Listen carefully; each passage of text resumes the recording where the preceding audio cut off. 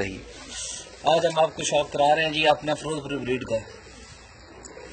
ये जनाब हमारा जेट 2017 का चैंपियन जिला चिनौट कबूतर डब्बा, ये डब्बे का चाचा है जी। ये बच्चा डब्बे का चाचा है, मगर इस बच्चे की मां चेंज की है। अकमल खान वाली टुकड़ा वाली कबूतरी लगाई है जी, साथ फिरोजपुरी कबूतरी है वो भी। इसका बाप भी फिरोजपुरी है, ये भी फिरोजपुरी है।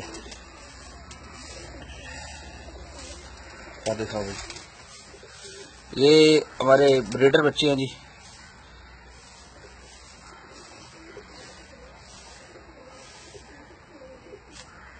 बस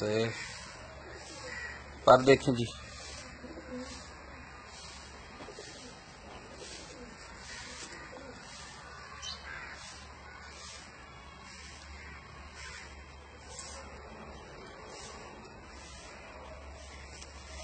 आगे शौक करो। आँख आवाज नहीं हो रही, कुछ मौसम भी वैसा है जी। कुछ हमें शायद इतनी अच्छी वीडियो बनानी भी नहीं आती। आँख फिरोजपुरी वाली बना गया जी। इसका ये बैलेंस नहीं, बच्चा नहीं, बस एक ही पर रहेगा इसका जी दुम में।